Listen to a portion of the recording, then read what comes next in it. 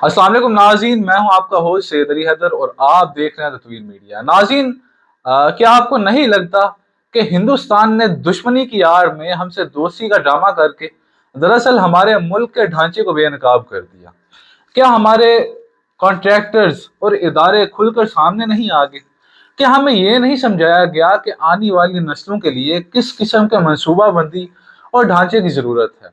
क्या यह हकीकत नहीं कि हिंदुस्तान ने हमारे अंदर छुपे चोरों, डाकुओं और बेस बदले गधों को जाहिर कर दिया है?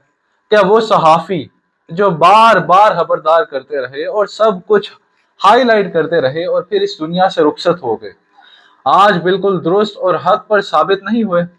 क्या हमारी रियासत और उसे चलाने वाले सब के सब लोग या सब के सब बेनकाब नहीं हो गए? और क्या ये मुनासिब है कि हम हर बार ये कहकर निकल जाएं कि भाई अल्लाह ताला की तरफ से आजमाइश है, अल्लाह ताला ने हर मुश्किल के बाद आसानी रखी है, हर मुश्किल का हल और एहतियात का रास्ता बनाया है?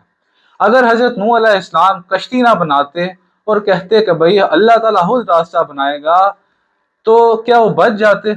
अल्लाह ताला ने हम सब में शऊर पैदा किया है। हजरत नूह अलैहिस्सलाम में शऊर पैदा किया था कि कश्ती बनाओ, अपनी रियासत को संवारो, पानी की निकासी का निज़ाम को बेहतर बनाओ और अपना ढांचा मजबूत करो।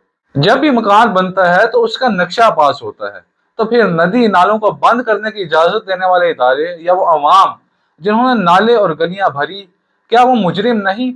उन पर सजा, जुर्माने और पेनल्टीज क्यों नहीं?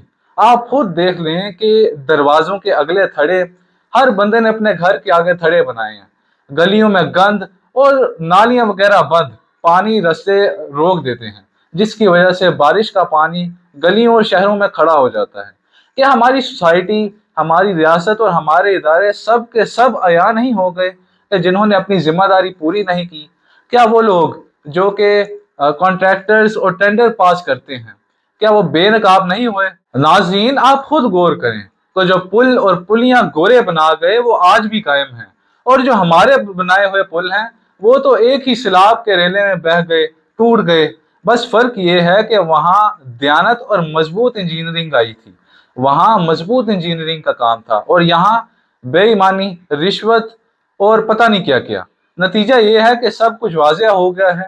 अवाम, कौम, सियासतदान, इदारे सब के सब इसमें शरीक हैं। मैं भी शरीक हूँ, आप भी शरीक हैं, हम सब कसूरवार हैं। हमने अकल और शऊर को भुलाकर सिर्फ पैसे, दौलत, नफ्स और टीआरपी के पीछे दौड़ लगा दी है। और हकीकत यह है कि अकल से हमारा, आपका, किसी का भी कोई लेना देना नहीं। शुक्रिया।